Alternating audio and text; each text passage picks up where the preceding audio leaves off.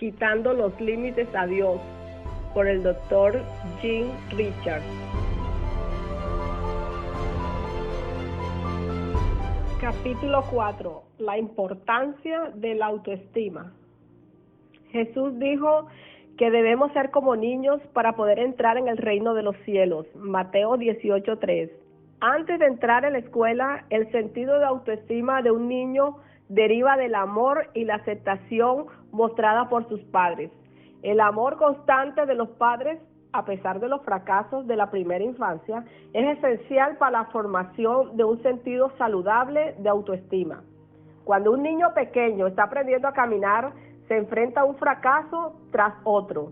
Día tras día se levanta, se cae, se levanta, se cae. Se lastima a sí mismo ocasionalmente, pero sigue intentándolo. Se cae porque está aprendiendo una nueva habilidad, y el dominio de una nueva habilidad lleva tiempo y práctica. En el momento que el pequeño se cae, sus padres no le dicen que es estúpido y torpe, sino que lo levantan, lo abrazan y lo animan a seguir intentándolo. El niño no basa su autoestima en la rapidez que domina andar, o en la frecuencia con que se cae antes de aprender a caminar, sino en el amor y la aceptación de sus padres. La mayoría de los adultos basamos nuestra autoestima no del amor y la aceptación de nuestro Padre Celestial, sino en nuestra capacidad para tener éxito en ciertas tareas. Nos sentimos bien con nosotros mismos en nuestros logros más que en lo que somos en Jesús. Eso podría compararse con la justicia por las obras, ya que tratamos de ganar nuestra autoestima. Esta forma de pensar comienza en la escuela.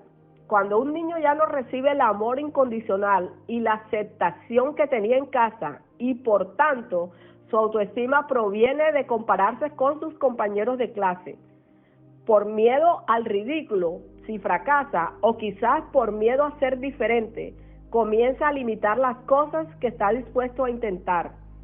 Imaginemos a un niño que juega al béisbol por primera vez. El juego parece bastante simple. Vio a los chicos mayores hacer jonrones y cree que también puede hacerlos, pero el primer lanzamiento pasa muy rápido, se balancea y falla. El segundo lanzamiento es otro strike. Los chicos mayores lo ridiculizan y su entusiasmo y confianza comienza a decaer. Tercer strike. El pequeño se rinde y se va a casa sintiéndose rechazado y desanimado. Tardará en volver a jugar por miedo al ridículo. Esta indecisión y este miedo hieren aún más su autoestima. O piensa en un niño de 6 años que le anuncia a su madre: cuando crezca voy a ser presidente. Su bienintencionada madre no quiere que su hijo sufra una decepción, por lo que lo desalienta a establecer tales objetivos poco realistas. Ella le dice las razones por las que no llegará a ser presidente, por lo que su confianza y su autoimagen se hunden. Su propia madre no cree en él ni en su sueño. La próxima vez no tendrá un sueño tan grande ni apuntará tan alto. A medida que crezca, se acostumbrará a que la gente le diga lo que no puede hacer, y el alcance de su visión será cada vez más estrecho. En algún lugar del mundo, una madre sabia está diciendo: hijo, puedes crecer para hacer lo que quieras ser. Después de todo, cada presidente fue un niño una vez de 6 años con un sueño. Tratando de proteger a nuestros hijos de la decepción, le enseñamos a frenar sus expectativas, limitando así su potencial. La decepción es una parte de la vida, por lo que proteger a un niño de la decepción hará que tenga miedo de lanzarse como adulto.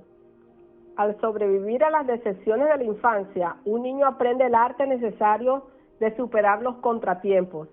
Cuando los padres sobreprotegen a un niño, le niegan su capacidad de triunfar y por tanto el niño llega a verse a sí mismo como un fracaso, lo que lleva a la forma más profunda de autorrechazo.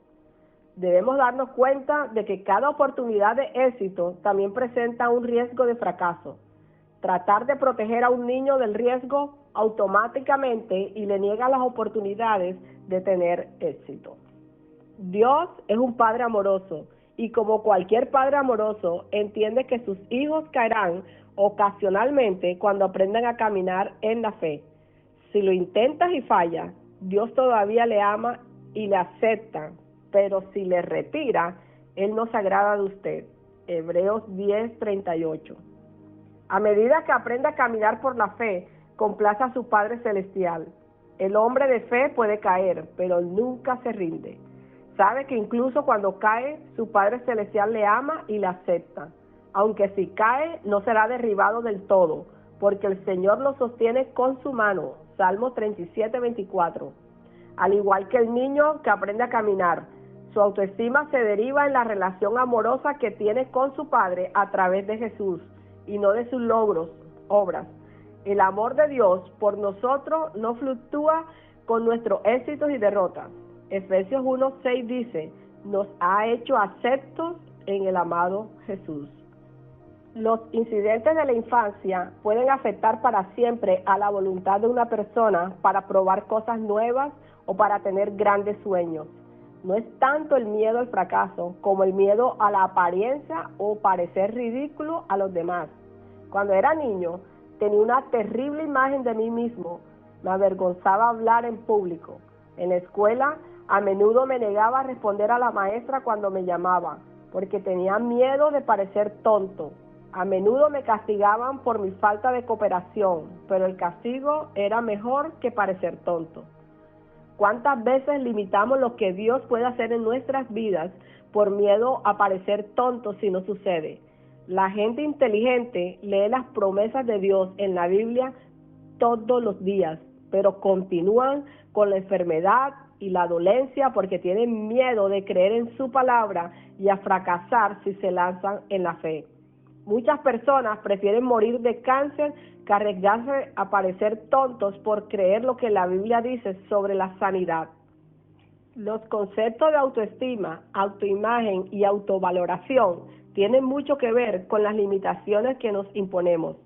Estos conceptos determinan en gran medida nuestros futuros éxitos y fracasos. Preservar la autoestima es una poderosa motivación para la acción, mientras que el miedo al fracaso y sus efectos en la autoimagen es un inhibidor igualmente poderoso. Algunas personas sufrirán mucho e incluso morirán para evitar perder la imagen, mientras que otras tratarán de evitar situaciones en las que es posible el fracaso y la pérdida de la imagen personal. Alguien que se aventura a explorar lo desconocido para ir audazmente a donde ningún hombre ha ido antes. Lo hace en parte para aumentar su autoestima. Otro hombre puede mirar la misma aventura y negarse a arriesgarse por miedo a perder la autoestima. En ambos casos, la autoestima es poderosa, tanto para motivar como para desmotivar. Por un lado, puede estimular a un hombre a la acción. Por otro lado, puede dejar a otro hombre impotente ante el mismo desafío. Nada es tan exitoso como el éxito, pero el fracaso engendra el miedo a más fracasos. Jesús lo dijo, al que tiene se le dará y tendrá en abundancia, pero al que no tiene se le quitará hasta lo que tiene. Mateos 25:29.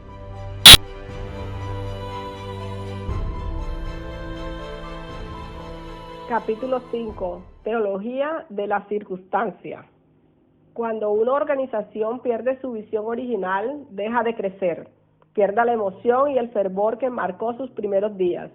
Entra en la etapa de justificación, donde sus energías se gastan tratando de justificar su existencia en lugar de lograr sus objetivos originales. En el momento que la iglesia primitiva dejó de hacer lo que Jesús le dijo que hiciera, comenzó a crecer fría e impotente. Las señales y maravillas ya no ocurrieron porque la palabra no fue enseñada. Esta falta de poder forzó a la iglesia a entrar en la etapa de la justificación. En lugar de arrepentirse y volverse a Dios, comenzaron a inventar nuevas doctrinas acorde con su experiencia. Esta nueva doctrina les permitió preservar su autoestima. Yo lo llamo la teología de la circunstancia. Una teología basada en la circunstancia o la experiencia personal en lugar de lo que dice la Biblia. La iglesia moderna es el producto de años de adherirse a la teoría de las circunstancias, limitando así lo que Dios puede hacer en nuestros días. Hoy en día, si un cristiano cree realmente lo que Jesús dijo sobre la sanidad o la prosperidad, es tachado de extremista o incluso de hereje. Cuando predico sobre una de las grandes promesas de Dios, como la prosperidad, doy docenas de escrituras para apoyar la promesa. Me cedo al señalar que la principal razón por la que Dios quiere que seamos prósperos es para darnos los recursos para alcanzar el mundo para Jesús. Esa debería ser nuestra motivación también, en lugar de simplemente desear la prosperidad para llenar nuestros propios bolsillos. Después del servicio, invariablemente alguien se acercará a mí y se quejará del mensaje. No creo en el mensaje de prosperidad, dicen. Les pregunto, ¿por qué no? La respuesta es siempre la misma, porque no funciona para mí. Pero si la palabra de Dios lo dice, que Dios sea verdadero y todo hombre mentiroso, Romanos 3:4. Si no funciona en tu vida es porque estás limitando a Dios. Para la mayoría de nosotros es más fácil culpar a Dios que admitir que somos culpables de limitar lo que Dios puede hacer en nuestras vidas. Como Dios le preguntó a Job, ¿me condenarás para que seas justo? Job 40:8. Nosotros, como Job, tenemos un sentido tan frágil de la autoestima que preferimos culpar a Dios que admitir que estamos equivocados. Es hora de que la iglesia se dé cuenta que si las promesas de Dios no funcionan en nuestras vidas, no es porque las promesas hayan cambiado en nuestros días, no es porque Dios haya cambiado, es porque nosotros hemos cambiado. Ya no tenemos una fe viva como los primeros cristianos. Un ministro me vio expulsar un espíritu homosexual de un joven. Me dijo, sé que eso está en la Biblia y te vi hacerlo, pero no creo en expulsar demonios. Probablemente no se dio cuenta, pero básicamente decía, negaré la integridad de Dios antes de permitir que la imagen que tengo de mí mismo se vea amenazada. Actuando en la incredulidad y el miedo, cometemos una necedad en nuestros corazones, culpando a Dios para preservar nuestra autoestima. Proverbios 19:3 lo expresa claramente. La insensatez del hombre pervierte su camino y su corazón se irrita contra el Señor. Nosotros, como creyentes, no solemos culpar a Dios atacándolo directamente, sino que lo culpamos negando la realidad de sus promesas. La necesidad de preservar la autoestima es un elemento clave para actuar correctamente en la fe. Si damos un paso en la fe y fallamos, no es porque la palabra de Dios no sea verdadera. Cada vez que hay una discrepancia entre su experiencia y la palabra de Dios, el problema es con nosotros, no con la palabra. En términos bíblicos, ¿qué es el éxito y qué es el fracaso? Éxito es la persistencia en alcanzar una meta deseada, a pesar del tiempo que requiere. El fracaso es darse por vencido antes de alcanzar la meta. La Biblia dice, porque 7 veces podrá caer el justo, pero otras tantas se levantará. Proverbios 24:16. No dice que los justos nunca caen. Dios puede ver la justicia de nuestros corazones cuando nos levantamos de nuevo y persistimos en creer en su palabra. Recuerda, Abraham fue contado como justo porque creyó, no porque nunca falló. Es fácil olvidar que cada gran hombre ha tenido su parte de fracaso en el camino de convertirse en exitoso. Una persona solo se convierte en un fracaso cuando renuncia. El mismo principio se aplica cuando se trata de actuar en la fe. Si renunciamos a la fe operativa porque lo intentamos una vez y no funcionó, somos unos fracasados.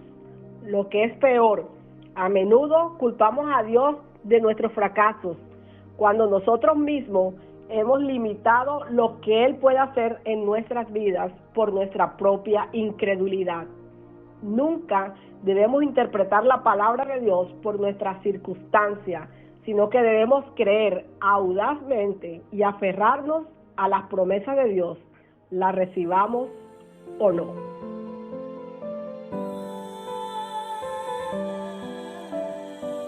Capítulo 6. Todo es posible para el que cree. Si podemos creer, todas las cosas son posibles para nosotros. Esta no es una declaración frívola, es una promesa de Dios. Cuando ejercitamos la fe, podemos recibir todas las promesas de Dios. Creer es el único requisito. Marcos 9, del 14 al 29, cuenta la historia de un hombre que trajo a su hijo a Jesús para ser liberado de un demonio. Este hombre debía tener una cierta esperanza de que Jesús pudiera curar a su hijo, porque se tomó la molestia de traerlo a él. Los discípulos intentaron sin éxito expulsar el demonio del niño. Sin duda, los esfuerzos infructuosos de los discípulos hicieron que la fe del padre se tambalease aún más. Cuando el demonio del niño vio a Jesús, lo arrojó al suelo y le hizo echar espuma por la boca. El demonio estaba haciendo un último esfuerzo desesperado para destruir lo que quedaba de la fe del Padre. Jesús, sin embargo, no cometió el mismo error que los discípulos. Los discípulos trataron de expulsar al demonio del niño sin antes enfrentarse a la incredulidad del Padre. Creo que Jesús se dirigía al padre del niño, no a los discípulos cuando dijo, oh generación incrédula. Marcos 9:19. El chico había estado mostrando signos de posesión demoníaca durante años. El padre había visto a su hijo lanzarse al fuego y al agua mientras el demonio intentaba destruir al niño. El padre tuvo que rescatar a su hijo de ahogarse, luchando contra el poder demoníaco que buscaba llevar al niño al suicidio. Sin duda, cuando las convulsiones comenzaron, el padre debió orar fervientemente a Dios para que sanara a su hijo. Sin embargo, con el paso del tiempo y continuando las convulsiones, el padre probablemente hizo lo que muchos de nosotros hacemos hoy en día. Adoptó una teología que dice que Dios debe haber enviado la enfermedad. Pero cuando el padre escuchó que un hombre de Nazaret predicaba sobre el reino de Dios, sanando a los enfermos y expulsando demonios, su esperanza se reavivó. Sin embargo, la incredulidad del padre había puesto límites a lo que Dios podía hacer por su hijo, por lo que el primer intento de liberación no tuvo éxito. El hombre había acudido a Jesús porque había oído hablar de las obras poderosas que Jesús hacía en todos los lugares a los que iba. Se abrían los ojos de los ciegos, los oídos de los sordos podían oír, los mudos podían hablar, los leprosos se limpiaban y sí, se expulsaban demonios. Este hombre sabía muy bien que Jesús había hecho todas estas cosas por los demás, pero cuando se trataba de su propia situación, tenía problemas para creer que Jesús podía hacerlo por él en sus circunstancias. Aunque el chico estaba en medio de una seria convulsión, Jesús se dirigió primero al Padre. Primero tuvo que identificar y eliminar las limitaciones que la incredulidad del Padre había causado. La tensión debió haber llenado el aire mientras Jesús calmadamente cuestionaba al hombre, mientras el hijo se retorcía en el suelo en medio de una violenta convulsión. A partir de su desesperación, el padre habló y sus palabras definieron claramente el problema. Si puedes hacer algo, ten compasión de nosotros y ayúdanos. Marcos 9:22, énfasis mío. Este padre estaba obviamente confundido. Pensó que Jesús tenía que decidir y aceptar ayudar en esta situación. Sabía que Jesús podía sanar, pero no estaba seguro de si lo haría esta vez. Al igual que muchos cristianos de hoy en día, estaban esperando que Dios decidiera actuar en su nombre, mientras que Dios esperaba que él pusiera su fe en sintonía con la palabra. Jesús puso la responsabilidad directamente en el lugar que le correspondía. Sí puedes. Todo es posible para el que cree. Jesús le decía al hombre, estoy dispuesto, pero mi voluntad no curará a tu hijo, al menos que creas que soy capaz de trabajar en tus circunstancias. ¿No es un poco como el enfermo que asiste a un servicio de sanidad pensando, no puede hacer daño, pero sin ninguna fe real en que la sanidad funciona o si lo hace, no creyendo que pueda funcionar para él. Le gustaría creer en la sanidad o no estaría allí, pero es básicamente un escéptico. En mis cruzadas, a menudo veo gente sanada de enfermedades graves que probablemente nunca vivirán para Dios. Al principio esto me molestó. La autojustificación aumentaba en mí y decía, esta gente no merece ser sanada. Conozco a mucha gente buena que debería ser sanada en lugar de estas personas. La única diferencia entre la gente buena que no se sanaba y la gente no cristiana que se sanaba estaba en el nivel de su fe. Los que se sanaban ciertamente no ponían ninguna esperanza en su rectitud personal, ya que no tenían ninguna, pero sí creían que la sanidad era real y que podía funcionar para ellos. Los que no se sanaron pueden haber deseado la sanidad tanto como ellos, pero tal vez se sintieron indignos. En cualquier caso, dudaban de que Dios lo hiciera por ellos. La cuestión no ¿es Dios capaz? La cuestión es, ¿lo hará por mí? La gente religiosa admitirá que Dios puede hacer cualquier cosa, pero no creen que lo haga por ellos. Esta es una limitación que le ponen a Dios. Viene de sus sentimientos de indignidad, el miedo al fracaso o cualquiera de una serie de otras actitudes negativas. La Biblia dice en 1 Corintios 10:13, no os ha sobrevenido ninguna tentación que no sea común a los hombres. El diablo quiere que cada uno de nosotros crea que hay algo tan único en nuestra situación particular, que las promesas de Dios de alguna manera no se aplican a nosotros. Al diablo le gusta señalar los defectos en nuestras vidas y luego decirnos que no podemos reclamar las promesas de Dios por ellos. Muchos de nosotros llegamos al punto de creer que Dios puede cumplir sus promesas, pero en nuestro caso particular, Él no está dispuesto. Esta conclusión es totalmente antibíblica. La palabra dice que Él no hace acepción de personas, no hay excepciones. Hechos 10:34.